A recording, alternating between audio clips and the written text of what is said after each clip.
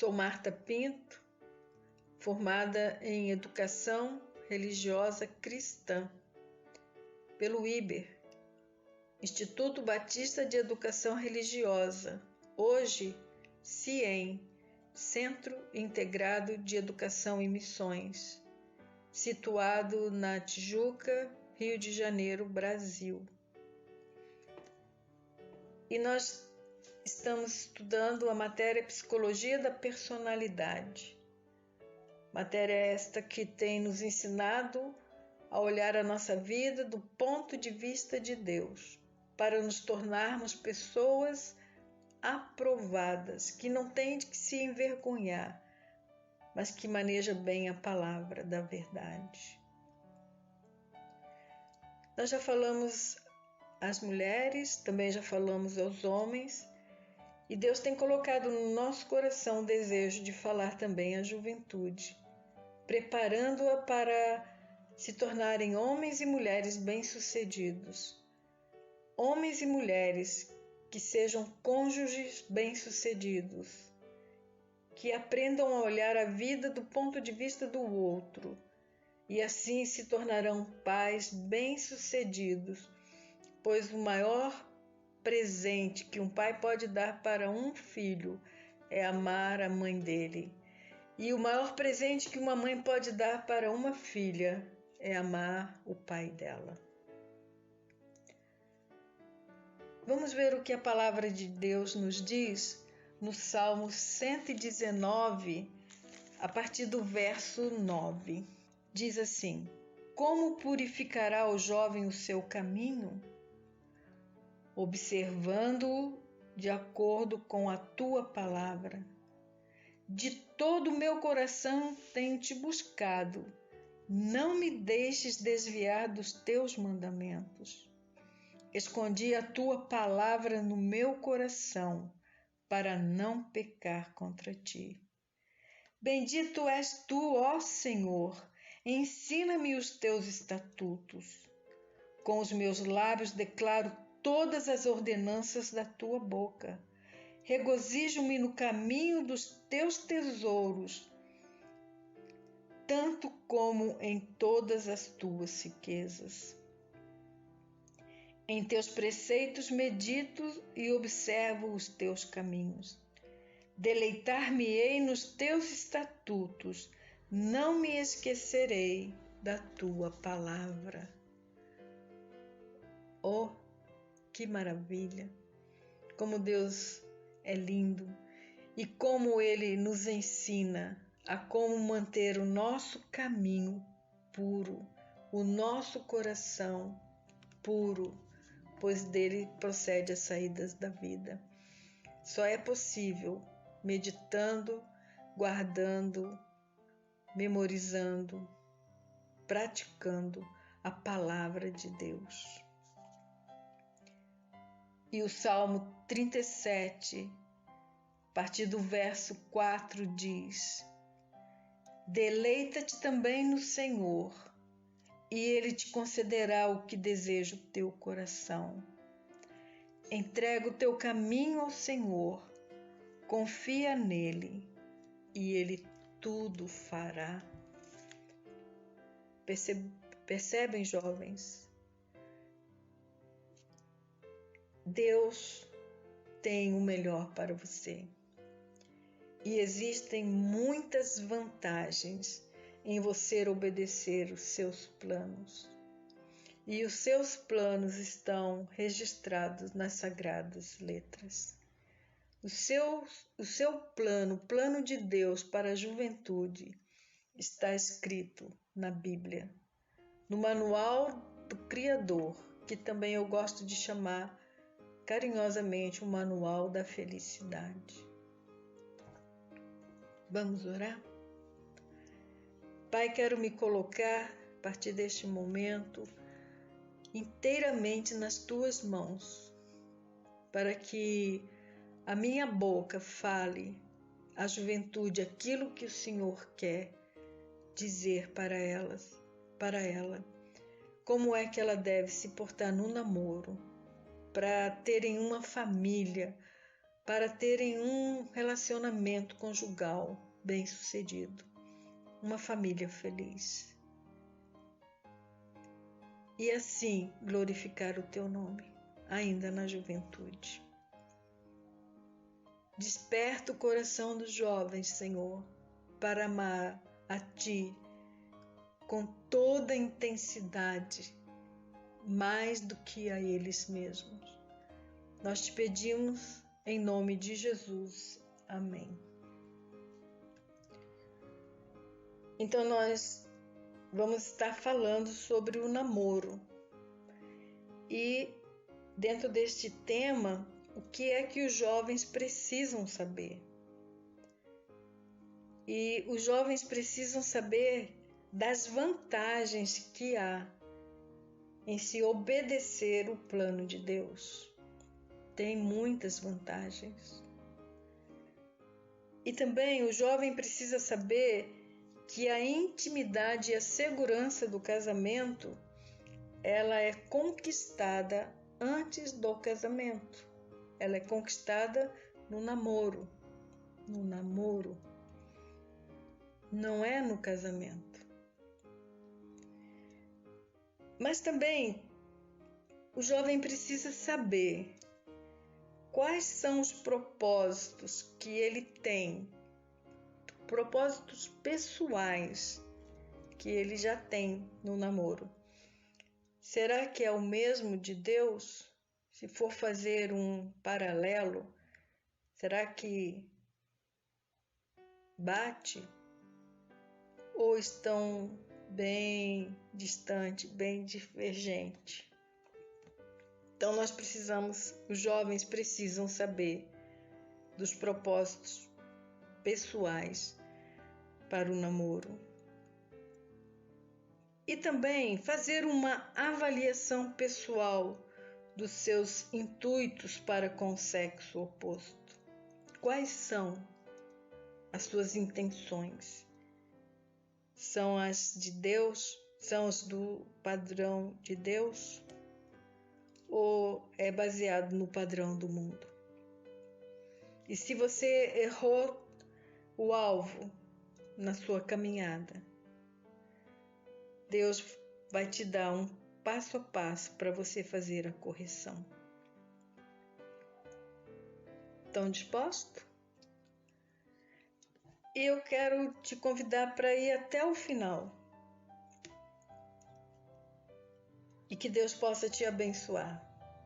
E se você for abençoado, se você for abençoada, dê o seu like, compartilhe com outros jovens, pois a palavra de Deus precisa correr como uma tocha pelas nações, levando as boas novas de que é possível ser feliz, que é possível ter um casamento bem-sucedido, que é possível ser feliz no casamento, que o casamento não é um problema. Pois os problemas que surgem nos casamentos já existiam nas vidas antes do casamento. E esses problemas são manifestados no casamento, porque ali já há uma liberdade e ninguém mais quer esconder nada e nem precisa esconder nada, pois já conseguiu aquilo que queria, casar com aquela pessoa. Então nós vamos ver as vantagens que existem em se obedecer o plano de Deus na fase do namoro. Pois o plano de Deus é que haja uma intimidade espiritual, que a intimidade espiritual seja alcançada. Este é o plano de Deus. Que a intimidade espiritual seja alcançada nesta ocasião. Porque nesta ocasião é que precisa ser desenvolvido a comunicação. O jovem precisa aprender a se comunicar, precisa aprender a compartilhar um com o outro aquilo que Deus está fazendo na sua vida. e a motivação deve ser estimulada e levar a um envolvimento maior na sua comunhão com o seu Senhor. Isso tanto para o rapaz quanto para a mulher, não é só para a moça, tá bom? Olha o que o apóstolo Paulo nos ensina em sua primeira carta aos Coríntios, no capítulo 7, verso 32, parte B. Quem não é casado, cuida das coisas do Senhor, em como há de agradá-lo. Agradá-lo é agradá-lo ao Senhor. Isso mostra que já devem estar envolvidos com as coisas de Deus, pois tanto o jovem crente como a jovem crente vão se interessar por uma pessoa que ama ao seu Senhor e que ame de verdade. No caso do cristão é Jesus. Jesus deve ser o primeiro amor do jovem e da jovem cristã. Agindo assim, a comunicação será sincera e transparente, pois irão comunicar-se um ao outro com total liberdade, sem medo de rejeição. Vai poder compartilhar com o outro sentimentos de culpa e de autocondenação que estava ali dentro guardado, mas que tem sido curado, que Deus tem curado, que Deus tem libertado. E assim começa a se desenvolver a intimidade emocional entre os jovens. E começará a ser sensível, um começará a ser sensível mais para com o outro. E também poderá ficar tão livre, tão seguro, tão segura, que serão capazes de assumir a responsabilidade das suas palavras, ações e atitudes. E essa segurança, essa liberdade que Deus está desenvolvendo no relacionamento, vai estabelecer os dois na obra de Deus. Pois já serão agora não mais só sensíveis um ao outro, mas também passarão a ser sensíveis às necessidades alheias. Estão percebendo? O temor de perder, aquela insegurança de perder o outro para uma outra pessoa, isso vai sendo eliminado à medida que você vai seguindo o plano de Deus. E o plano de Deus no namoro é que o jovem, que a jovem se envolva com as suas coisas, que priorize o ministério na igreja, e se é no seminário, que priorize o trabalho do Senhor lá no seminário. Pois pessoas que têm o mesmo amor para com Deus serão atraídas por pessoas que têm amor também para com Deus. Estão entendendo? Quando os objetivos de um relacionamento são puros e reconhece que são prioridades de Deus, haverá um desejo intenso de conhecer e ajudar a resolver dificuldades e problemas dos outros. Percebeu? Olha só.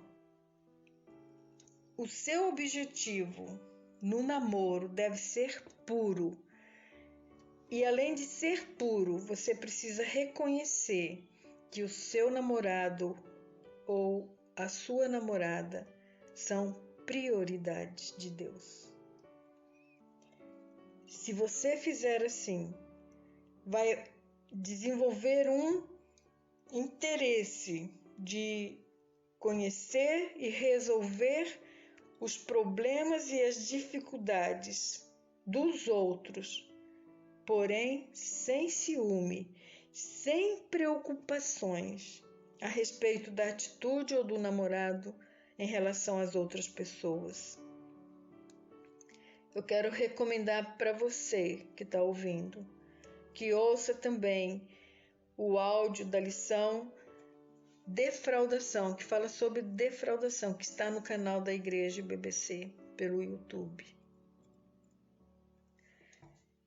Lá você vai ver o que é defraudação e as consequências de ter defraudado ou de defraudar alguém. Então, estas são algumas vantagens de obedecer o plano de Deus no namoro. Desenvolver a intimidade espiritual e também a intimidade emocional, dando assim segurança no relacionamento, ao ponto de se interessar pelos problemas das pessoas, das dificuldades de outras pessoas, porém livres de preocupação, livres de ciúme a respeito da atitude do seu namorado. Então tá bom. Vamos prosseguir?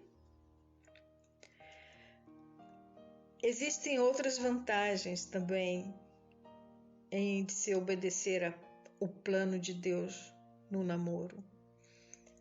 Haverá liberdade para conhecer e discutir propósitos comuns em antecipação a um relacionamento mais permanente, porque agora há uma intimidade de mente, emoções e a vontade.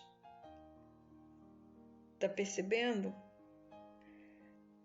Haverá uma liberdade para vocês poderem discutir com antecipação, antes de assumir um compromisso mais sério, como um noivado. Por quê? Porque agora vocês se conhecem melhor, conhecem o que o outro pensa em relação a um assunto, conhece como vai reagir em relação a um assunto e também conhece melhor a vontade do outro. E isso nós chamamos de intimidade emocional, que será seguida por outras coisas para te tornar livre para falar as coisas de que você gosta e que você não gosta, e para você poder comunicar com o outro as variações também das suas emoções no dia a dia. Isso sem ofender. Você vai poder demonstrar livre a sua variação de humor um para com o outro e sem medo de ser rejeitado. E assim vai sendo construída uma profunda confiança mútua que estabelece a segurança entre os dois. E quanto à conduta física, honra a Cristo, tanto em público quanto em particular. Percebeu? A confiança no verdadeiro caráter do namorado ou da namorada vai crescer à medida que vocês aprendem a desenvolver a intimidade emocional. Pois você não vai estar preso fisicamente, você não vai ter medo de perder, você vai querer conhecer melhor, mais profundo, mais intimamente, qual é as reações, as vontades. Você vai ter mais interesse genuíno se você não se envolver fisicamente com a pessoa, mas adotar o plano de Deus no namoro para a sua vida. Você está conseguindo perceber quais são as vantagens? Não vai haver suspeita nenhuma, não vai haver dúvida nenhuma quanto à integridade um do outro, mesmo quando você estiver separado. Por quê? Porque juntos vocês confiam um no outro, você já sabe como que você comporta com ele, você se comporta com ela. Então, se estiverem separados, você confia, você não tem dúvida na integridade do seu namorado ou namorada. A intimidade espiritual é que dá esta liberdade e segurança para compartilhar as experiências da comunhão com Deus, que leva a eliminar os traumas passados que trouxeram culpa e autocondenação, que são eliminados e darão lugar à responsabilidade de assumir responsabilidades pelas suas palavras, ações e atitudes, trazendo assim uma atmosfera de liberdade, tanto para se envolverem com a obra de Deus, como nas necessidades das pessoas, sem que haja ciúme, sem que seja despertado qualquer desconfiança, dando ao relacionamento a estabilidade emocional, através da confiança mútua que estabelece a segurança entre os dois. Que lindo isso, né? É tudo que nós desejamos. Porém, se nós não seguirmos o plano de Deus, que foi exposto, nós não conseguiremos esta segurança, estabelecer esta segurança, esta confiança mútua. Mas eu quero fazer a pergunta: o que você achou? Vale ou não vale abrir mão do seu plano para adotar o plano de Deus no namoro e desfrutar de todas estas vantagens que resultará em um casamento bem-sucedido, pois estarão olhando a vida do ponto de vista de Deus? Primeiro, você aprenderá a olhar a vida do ponto de vista de Deus, e Deus quer que você, homem, você, rapaz, olhe a vida conjugal do ponto de vista da sua esposa. E Deus quer que você, moça, olhe a vida conjugal do ponto de vista do seu marido. Por isso você precisa olhar, aprender a olhar a vida do ponto de vista de Deus. Enquanto isso, Deus estará trabalhando a unidade no casamento que você tanto deseja. Não é lindo isso? Não vale a pena? Ah, sim, vale a pena. Então veja, todos desejam alcançar a intimidade e a segurança no casamento, mas esta segurança e esta intimidade no casamento, a base ela é estabelecida no namoro quando você guarda os princípios de pureza moral. Só quando os princípios de pureza moral é guardado no namoro que você vai alcançar esta intimidade e segurança no casamento. Entendeu? Vamos mais adiante? Quando um moço e uma moça começam a namorar, o objetivo principal é descobrir a pessoa que tem a mesma submissão a Jesus Cristo. Esse é o objetivo do namoro, é descobrir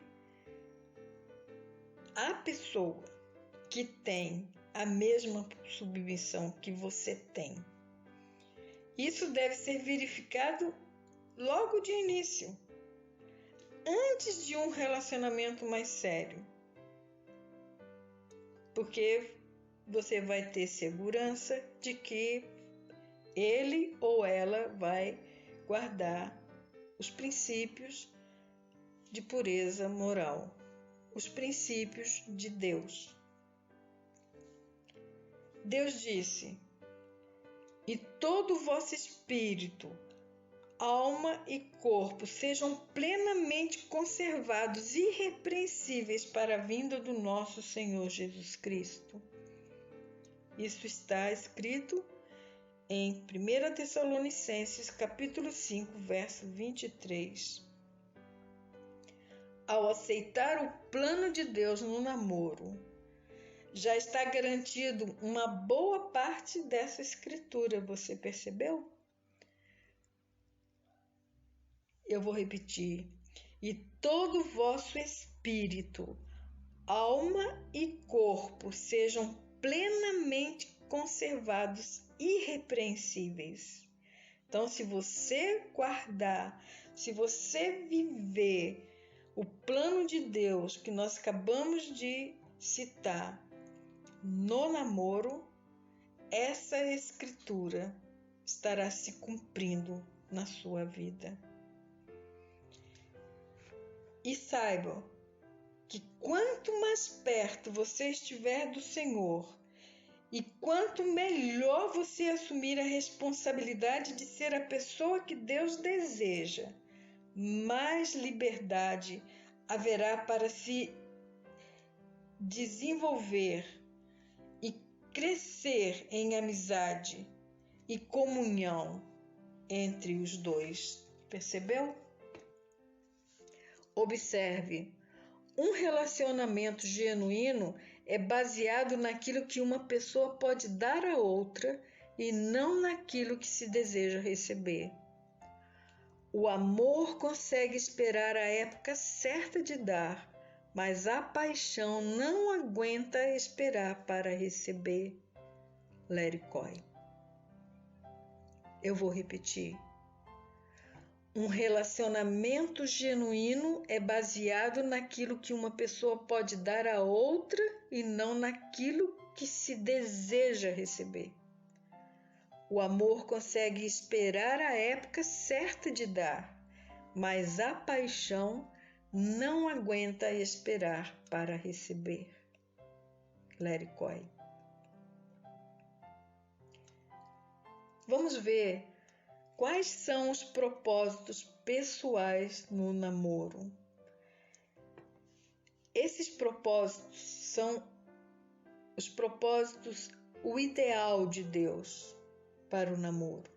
E você deve adotá-los como pessoal, como sendo seu. E nós vamos dar algumas sugestões de propósitos pessoais para o namoro.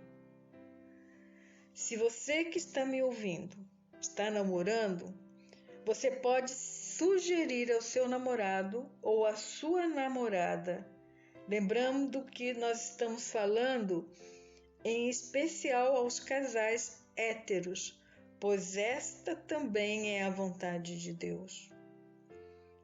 Então nós vamos falar sobre os propósitos pessoais.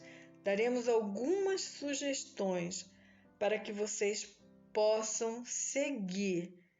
É uma forma de você fazer a transição, sair da sua vontade para poder adotar a vontade de Deus, abandonar os seus planos para poder adotar os planos de Deus para o casamento. E eu quero sugerir que você faça isso através de um voto sincero para Deus. Então, dá uma paradazinha, se precisar, ouça de novo e prossiga, fazendo estas sugestões, a sua aliança com Deus, o seu compromisso com Deus, para você se basear no relacionamento de namoro. Então você diga assim, seja você moço ou moça, diga: Senhor, eu resolvo. Somente namorar uma pessoa temente ao Senhor. E isto está baseado em 2 Coríntios, capítulo 6, verso 14. Não vos permitais a um jugo desigual com os incrédulos, pois que sociedade tem a justiça com a injustiça? Ou que comunhão há entre a luz e as trevas? Saiba que a possibilidade de duas pessoas adquirirem unidade espiritual é destruída quando uma não tem a experiência do novo nascimento. Então, por isso que precisa ser, as duas pessoas devem ser temente a Deus, para que haja a intimidade espiritual. Pois ambas precisam ter o Espírito Santo de Deus em seu espírito, conforme está escrito em Romanos 8,16. O Espírito Santo mesmo testifica com o nosso espírito que somos filhos de Deus. E por que isso? Porque os filhos de Deus obedecem o seu Pai, que é Deus. Segunda sugestão. Diga assim: Senhor, eu resolvo que os alvos que tu tens para a minha vida serão compatíveis com os alvos que tu tens para a vida do meu namorado ou da minha namorada.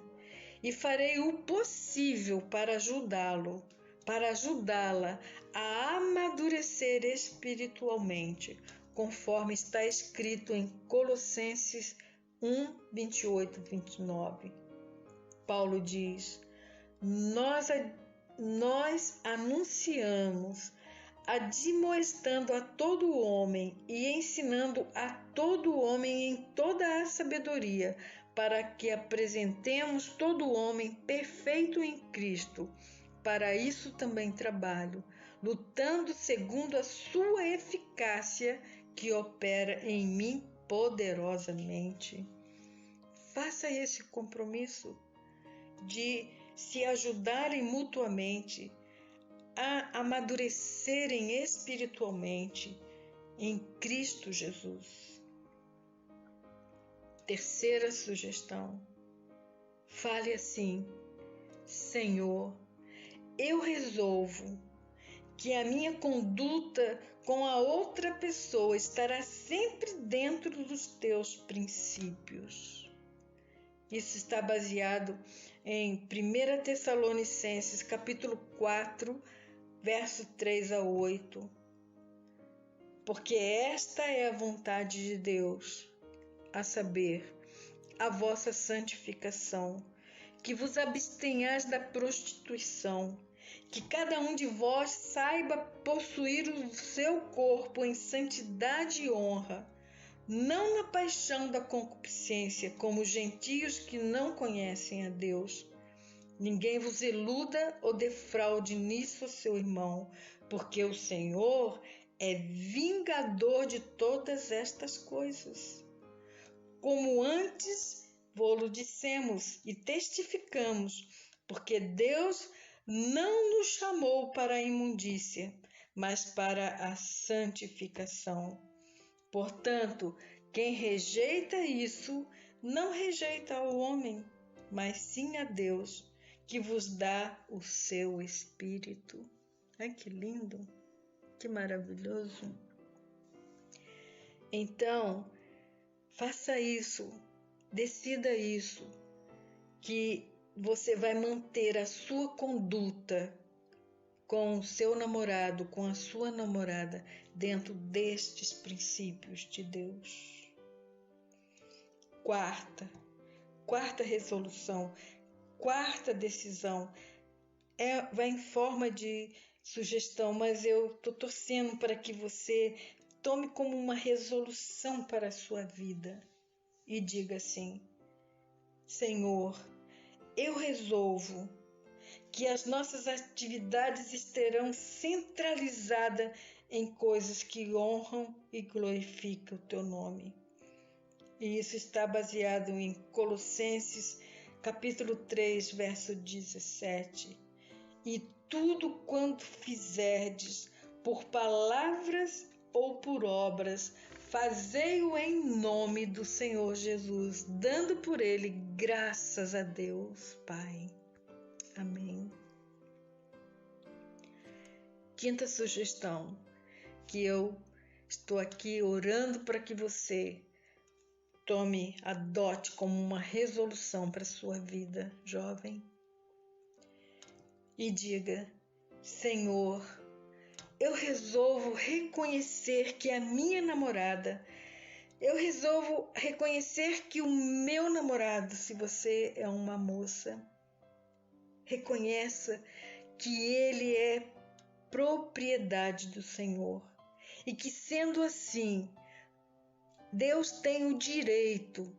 Diga para Deus: tu tens o direito de fazer com ela, de fazer com ele aquilo que quiseres. Portanto, se o namoro não continuar, se por alguma coisa, por algum problema, alguma dificuldade de relacionamento não prosseguir, não fique chateado, não fique chateada. Louve ao Senhor, adore ao Senhor, porque este foi o propósito dele. Vocês se conheceram para um tempo, para este tempo, foi temporário, não para sempre. Olha o que o versículo 25 de Lucas 9 diz. O versículo termina assim: que proveito tem perder-se ou prejudicar a si mesmo? Então, é melhor parar o relacionamento ainda no namoro do que ficar mais comprometido e depois, talvez até chegar ao casamento, e lá no casamento reconhecer que não foi uma escolha correta. Entendeu? Então reconheça que o seu namorado é propriedade de Deus e que Deus tem o direito de usar o tempo que ele precisa para trabalhar alguma coisa na sua vida, que é um relacionamento que foi ou que foi um relacionamento temporário, para que você não se prejudique. Vamos a mais uma resolução ou sugestão? Diga assim: Senhor, eu resolvo procurar ter as qualidades que o Senhor deseja que naturalmente façam parte de minha vida, de maneira que eu possa assumir as responsabilidades de esposo, de esposa, de pai, de mãe, quando o Senhor achar que não devo mais continuar solteiro ou solteira. Quando estas qualidades forem evidentes, Senhor, tu não terás dificuldade alguma de mostrar quem é a pessoa que tu tens escolhido para mim. Diga isso com segurança, com confiança. Como está escrito no Salmo que nós já lemos, Salmo 37, verso 4, deleita-te também no Senhor, e Ele te concederá o desejo do teu coração. Quem tem te dado os seus gostos e os seus desgostos? Deus. Então Ele sabe como aproximar a pessoa certa de você. Mas antes disso, você precisa assumir a responsabilidade de ter as qualidades que vai te tornar uma pessoa natural, entendeu? Que assume o papel de marido, de mãe, de pai, de esposa. Perceberam? A sétima resolução. Diga para o seu Senhor: Senhor, eu resolvo estar disposto ou estar disposta a permanecer solteiro ou solteira quando o Senhor desejar. Veja o que diz o salmista: deleito-me em fazer a tua vontade, ó Deus meu. Sim, a tua lei está dentro do meu coração. Então, se você pode falar assim como o salmista, você também pode dizer para Deus que está disposto ou disposta a permanecer solteiro ou solteira se Ele quiser. Oitava resolução. Diga assim: Senhor, eu resolvo que quando eu começar a pensar em um noivado ou casamento, eu proponho a conversar com os meus pais sobre os planos futuros. Eu tenho observado que hoje em dia os jovens estão tão independentes que eles decidem tudo sozinhos. E isso precisa mudar. Por quê? Porque Deus disse que os filhos devem honrar seus pais. E é uma forma dos filhos honrarem os pais, é não decidir nada sozinho. Pelo contrário, deve envolver os seus pais nos planos futuros. Embora seja o seu casamento, você deve conversar com seu pai e com sua mãe, tanto o rapaz como a moça. Por quê? Porque isto é agradável a Deus. Então vejamos como devem agir em relação aos seus pais. Primeiro, você diga: Senhor, eu resolvo a não me casar sem o pleno conhecimento dos nossos pais. E começam a entender qual é a vontade de Deus. Qual é a vontade de Deus? Deus disse: vós, filhos, sede obediente a vossos pais no Senhor, porque isto é justo. Honra teu pai e a tua mãe, que é o primeiro mandamento com promessa, para que te vá bem. Percebeu? Então comece a sua vida de casado. Comece o seu lar com uma bênção e não com uma maldição, para que você vá bem. Envolva seu pai, envolva seus pais nos seus planos futuros. Preste atenção, porque isto é importante. Porque se você transgredir este princípio, você vai levar essa atitude como um resultado que vai afetar profundamente no seu casamento e até poderão afetar os filhos e os netos. Por quê? Porque se você casar e estiver com um problema de relacionamento com seus pais, muitos avós não se relacionam com a família do filho e da filha, consequentemente os netos são afastados destes pais. E isto é um prejuízo muito grande para a família. Então não faça isso. Conserta isso. Seja você, juventude desse tempo, corajosa para mudar essa história de independência. Envolva os seus pais nos seus planos futuros. E você vai ter uma família que tem a voz presente. E seus filhos serão privilegiados e abençoados por serem criados junto também com o convívio dos avós. Outro alvo para você desenvolver em relação a seus pais. Diga assim: Senhor, eu resolvo estar disposto ou disposta a esperar a ocasião determinada por ti para o meu casamento. Como?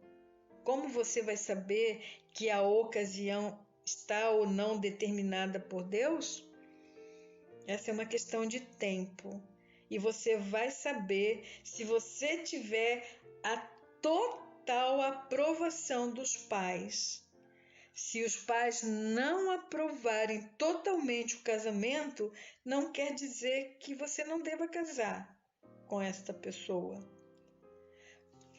Porque muitas vezes os pais percebem certas atitudes imaturas, mas quando estas forem corrigidas ou superadas, essas atitudes imaturas forem corrigidas ou superadas, então eles darão o seu consentimento para você casar. Escuta o que Salomão tem para dizer. Como corrente das águas é o coração do rei na mão do Senhor. Ele o inclina para onde quer. Isto está em Provérbios 21, 1. Provérbios 21, 1. Então, se submeta ao seu pai. Ouça o não dele e aguarde até que a atitude de imaturidade seja corrigida, seja superada e vocês terão o consentimento deles. Mais uma observação que eu quero fazer em relação ao casamento. Porque o casamento é muito mais do que uma união entre dois indivíduos. No sentido real, o casamento é a união de duas famílias.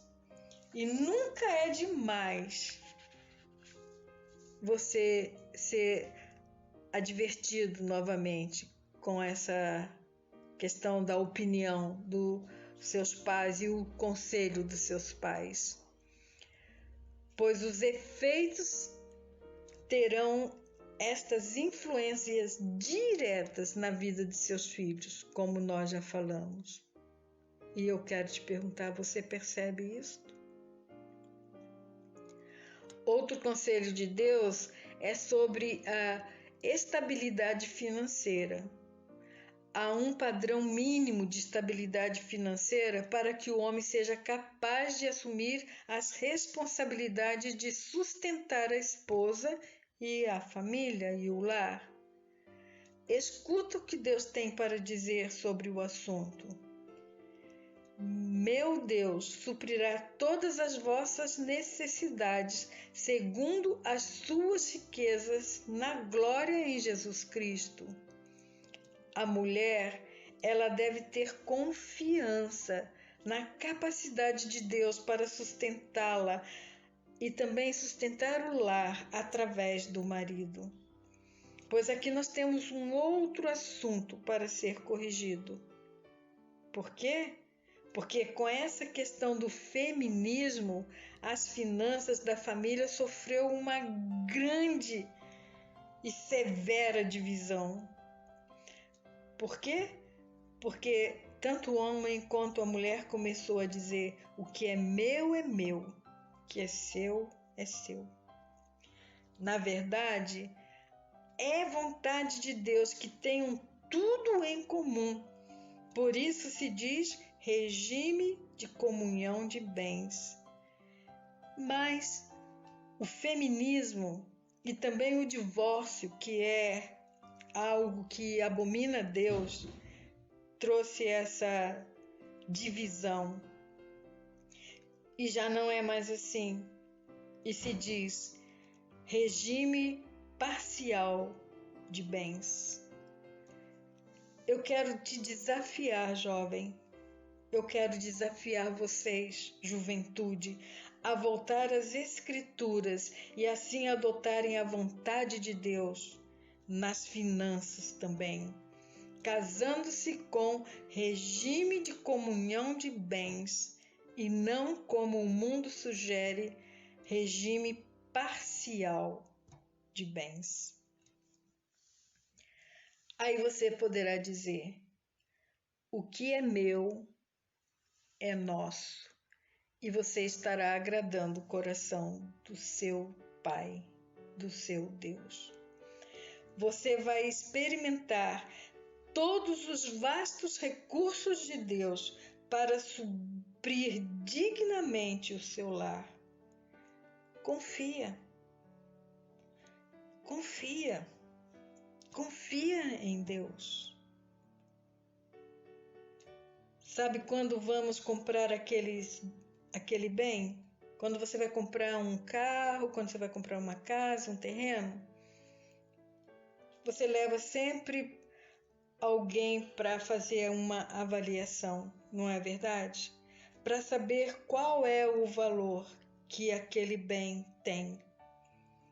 Mas nisso que nós estamos falando para você, isso que nós estamos dizendo dos planos de Deus para você, jovem, saiba que já vem com o selo de garantia, já vem com a garantia do grande valor e de que vai dar certo, de que é muito bom. Por quê? Porque Jesus Cristo, ele assinou esse termo de garantia com o seu próprio sangue derramado lá na cruz. E agora está nas suas mãos validar este selo. Então faça você mesmo a sua avaliação pessoal dos seus intuitos para com o sexo oposto. Estão percebendo?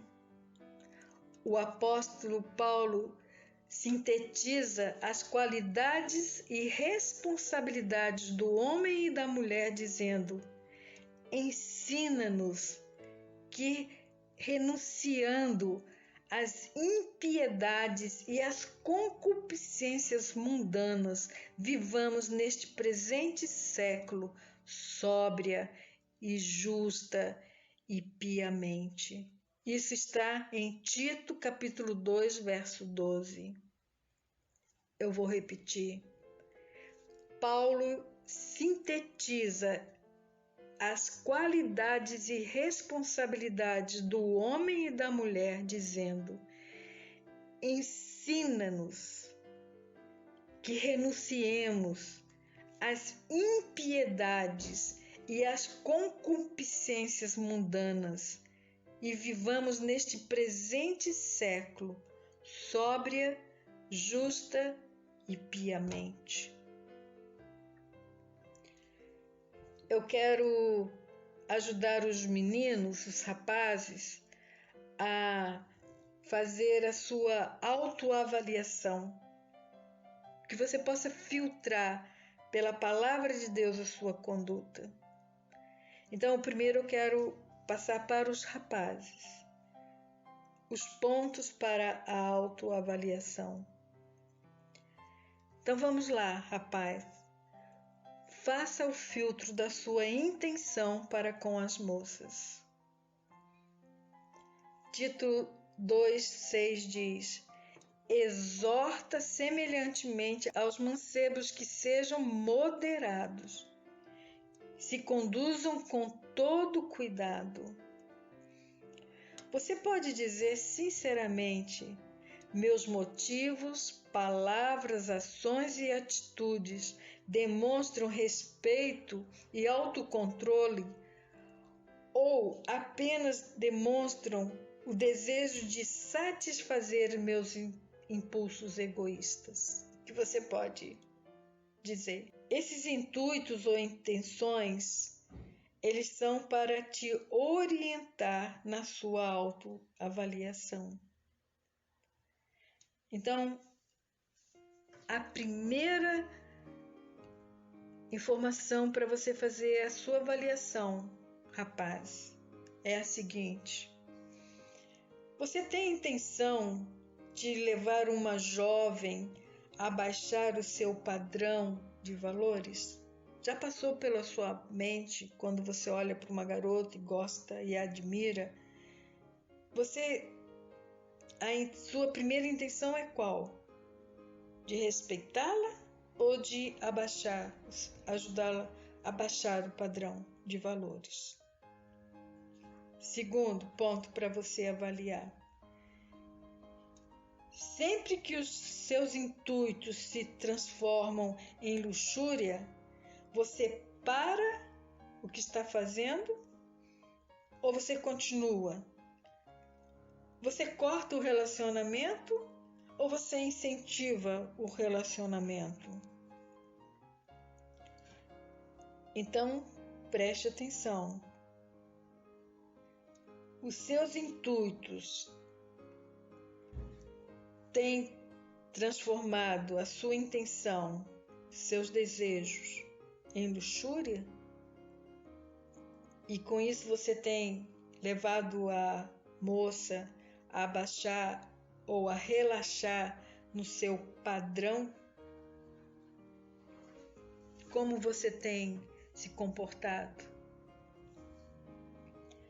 Outro ponto para avaliação: você está disposto a destruir todas as revistas, livros indesejáveis, e você parar de escutar músicas e até mesmo acessar sites que provoquem pensamentos lascívios? Você tem feito isto? Se tem feito, você está disposto a cancelar, pedindo a ajuda do Espírito Santo para neutralizar esses impulsos na sua vida? Para isso, você decide eliminar revistas, livros, músicas, sites que alimentam a sua mente com lascívia? Outro ponto para avaliação: quando você tem sido tentado, você leva a sua mente para os cânticos espirituais, conforme Efésios 5, 19 e 20, que Paulo recomenda que devemos falar entre nós com salmos, hinos, cânticos espirituais, cantando e salmodiando no Senhor no vosso coração, sempre dando graças por tudo a Deus, o Pai, em nome de nosso Senhor Jesus Cristo? Você tem feito isto quando tentado? Esta é a principal arma quando o problema é na mente. Outro ponto para avaliação para você, rapaz: você tem se esforçado por apreciar uma garota como uma pessoa de valor? Ou você tem olhado para uma moça apenas como um objeto de satisfação? Para isso, eu pergunto: você olha primeiro para o seu rosto ou você olha primeiro para o seu corpo? Qual tem sido o seu ponto de interesse, de destaque? Outro ponto para avaliação: você procura ser cuidadoso para não defraudar uma garota? Você está pronto para poder pedir perdão por ofensas passadas? Ou se você defraudou alguém, você procura ser cuidadoso para não defraudar a partir de agora? Outro ponto para avaliação: você tem evitado conversas a respeito de sexo? Isso é muito importante. Sexo é como um apetite, a lascívia é como um apetite. Quanto mais você vê, quanto mais você fala, mais você desperta este apetite. Outro ponto para avaliação. Você tem evitado pôr as suas mãos em uma menina? Pois é muita sabedoria. Saiba que você vai ser um homem muito sábio, um rapaz muito sábio, se você evitar esses toquezinhos no braço, no ombro de uma moça. Olha só o que Paulo diz em 1 Coríntios, capítulo 7, verso 1. Ele aconselha o seguinte: bom seria que o homem não tocasse em mulher. Aqui tocar é esse toquezinho que fica pondo a mão. Agora que nós já fizemos essa avaliação, demos esses pontos para os rapazes se avaliarem como tem sido os seus intuitos, as suas intenções em relação ao sexo oposto, as meninas. Nós vamos agora passar para a vez das moças. Qual tem sido a sua relação, a sua intenção, o seu intuito, moça, em relação aos rapazes? A moça, nós começamos primeiro com o recato. Mas o que é recato mesmo? São características do que é decente, do que é puro, do que é honesto. E nós temos esse conselho em Tito, capítulo 2, verso 4, que diz: para que se ensine as mulheres novas a serem prudentes, recatadas, decente, pura e honesta. Então isso é uma recomendação de Deus, que você, moça, seja uma moça que tenha características decentes, também de pureza e de honestidade. Isso vai te dar a qualidade de uma moça recatada. As suas palavras, atitudes e ações chamam a atenção para a sua personalidade? Ou será que você tem defraudado os rapazes com a sua conduta ou com a sua maneira de vestir? É um ponto para você se apegar aí e fazer a sua avaliação, sua autoavaliação. Nas suas ações, você tem feito insinuações durante uma conversa? Você tem usado de piadas ou palavras de duplo sentido? Você tem falado coisas que os outros têm falado para você em segredo? Olha o que Paulo diz.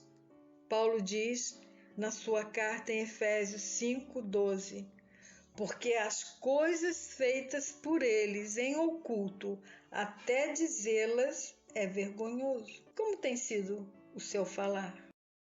Um outro ponto para você avaliar é a respeito da sua aparência. Você tem usado maquilagem que faz com que você se pareça natural ou superficial? Qual tem sido o tipo de maquilagem que você tem usado? A respeito das roupas, a maneira que você tem se vestido faz com que as pessoas fiquem constrangidas ou fiquem à vontade com você? Qual é o tipo de vestimenta você tem usado? Sejam eles vestidos ou calça comprida? As pessoas têm ficado livres, à vontade ou constrangidas perto de você? Seu tipo de roupa pode levar um rapaz a se defraudar? Pense nisso. Você precisa ficar puxando seu vestido ou a sua saia quando você está sentada? Você tem feito com que as suas roupas chamem mais atenção para as partes do seu corpo ou para a sua beleza interior, a sua personalidade? Esses são pontos que podem te ajudar para você avaliar qual tem sido o seu intuito para com os jovens, os rapazes. Isso vai mostrar que tipo de moça você é. Está percebendo?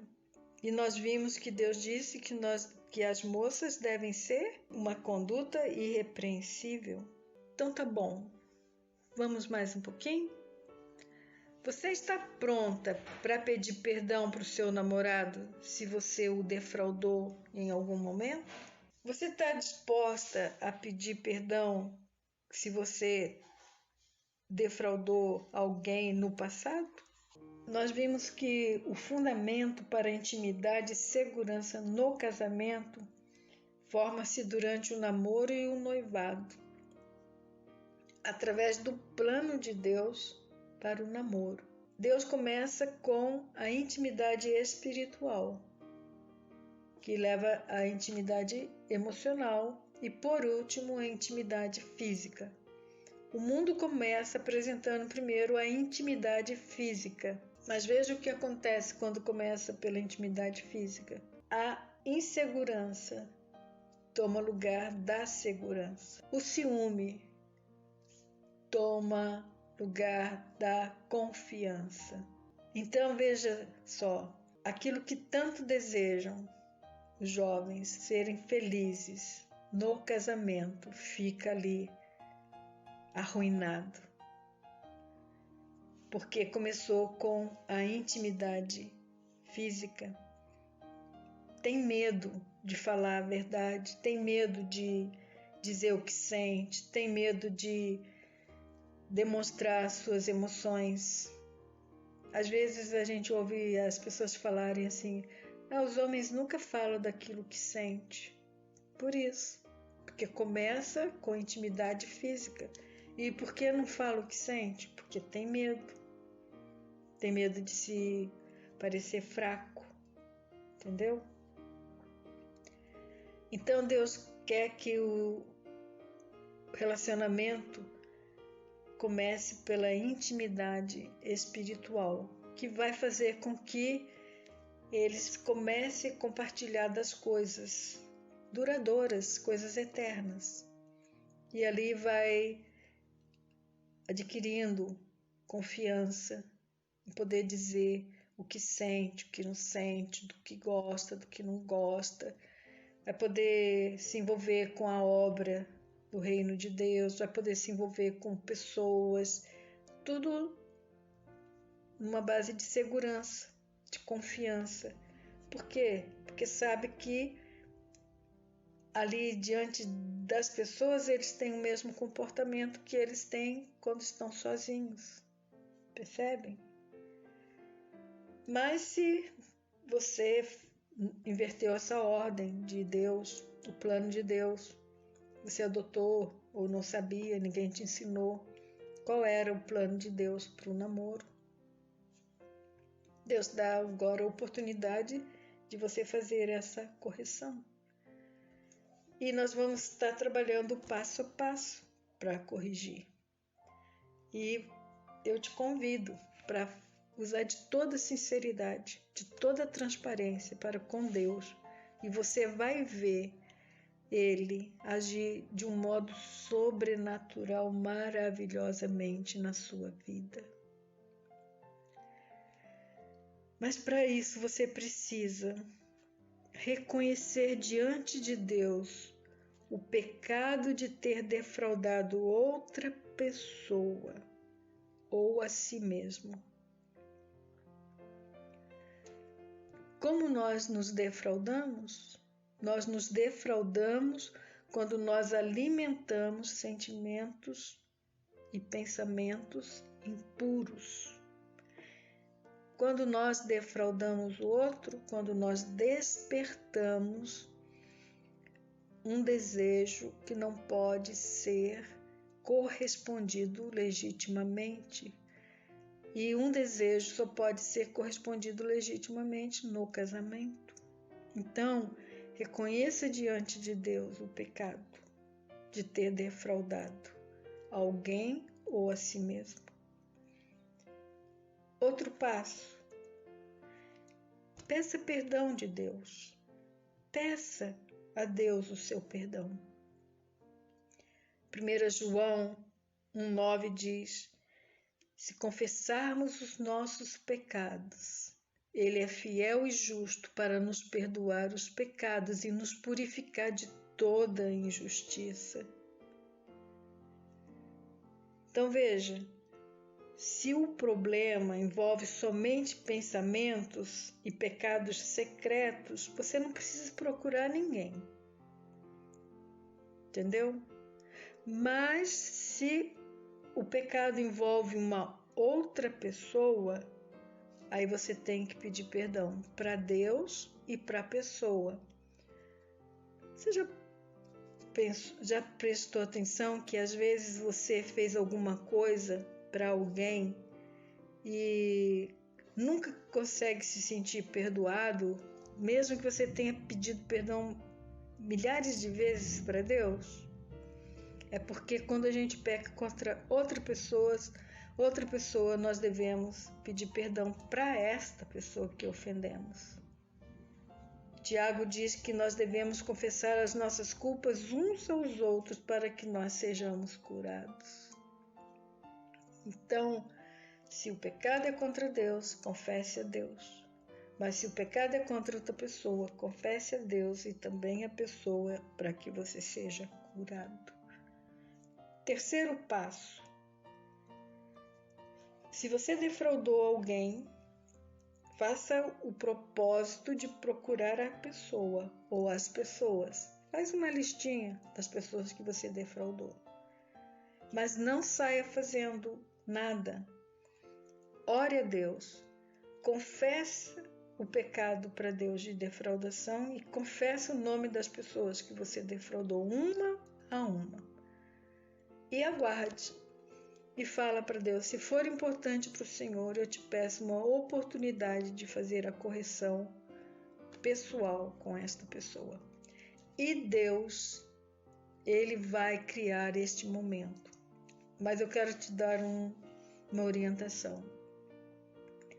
Quando você pedir perdão, você não vai entrar em detalhes, você só vai pedir perdão por você ter fracassado no seu testemunho de cristão, se você já era cristão ou cristã.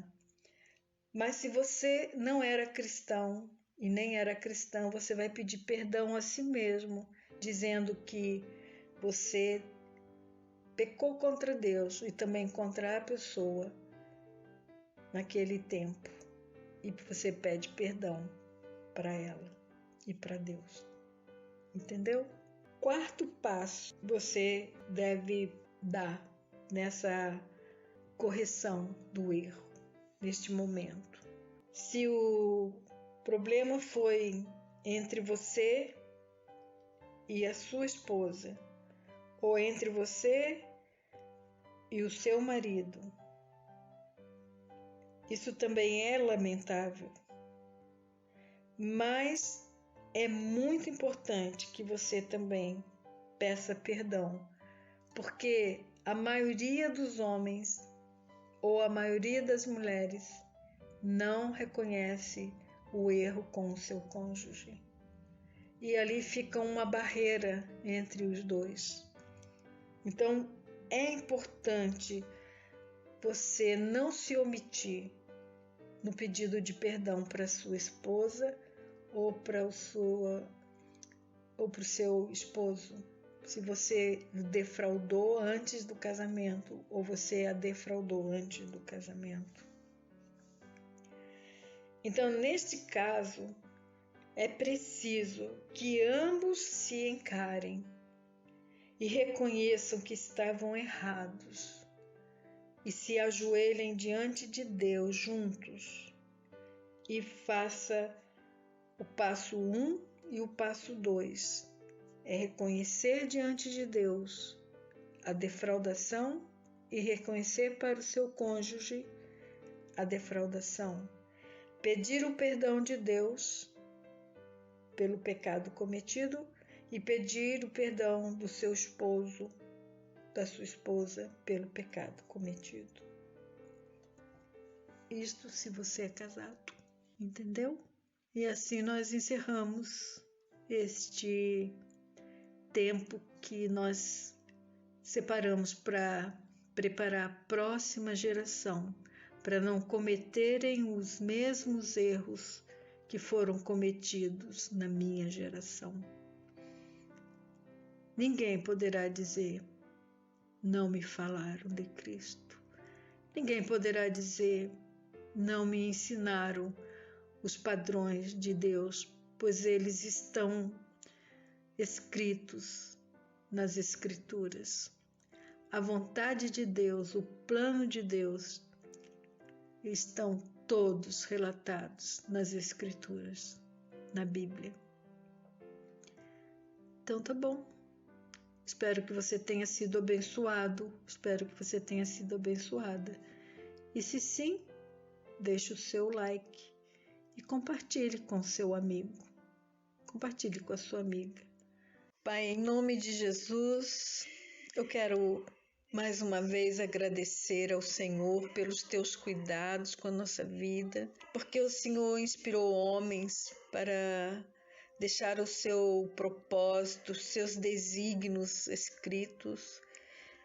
E também quero te agradecer porque as sagradas letras resistiram a tantas perseguições. Ela foi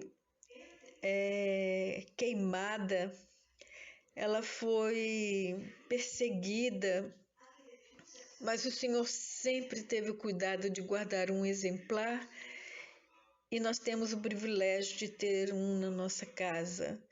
Nós temos o privilégio de termos exemplares no meio da tua igreja, no meio do teu povo.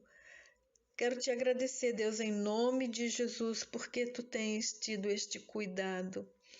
E quero te pedir também, Senhor, que nos dê ouvidos para ouvirmos a tua palavra e que ela possa, Senhor, conquistar o nosso coração e ela possa habitar em nós, fazer morada em nós, de tal maneira que venha transformar as nossas atitudes no nosso dia a dia. Te peço perdão porque muitas vezes nós a ouvimos, mas nós não entendemos a importância de guardá-la e vivê-la. Quero te pedir perdão porque muitas vezes o Senhor tem mandado pessoas trazerem mensagens e nós sempre pensamos que é para outra pessoa, para mais alguém, menos para nós. Te peço perdão, Deus, porque a tua palavra não foi considerada como deve ser considerada por mim. Mas te peço em nome de Jesus que tu venhas me dar ouvidos para ouvir e também uma decisão para poder mudar a minha história.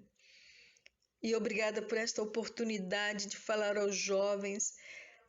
Meu coração arde por eles, desejo de vê-los bem-sucedidos, terem casamentos bem-sucedidos, famílias bem-sucedidas, filhos bem-sucedidos, profissionalmente bem-sucedidos. Eu quero te pedir que, Senhor, faça com que esta mensagem chegue bem longe e alcance muitos jovens. E obrigada por esta oportunidade de ter trabalhado os teus princípios, ensinando como podemos nos tornar pessoas bem-sucedidas. Aprender a olhar a nossa vida do teu ponto de vista. Obrigada, Deus. Obrigada pela Andréia, obrigada pelo Jurandir, que tem trabalhado na edição. Se eu possa abençoá-los e recompensá-los segundo os tesouros que tu tens, segundo as tuas riquezas. E obrigada por este tempo. Em nome de Jesus.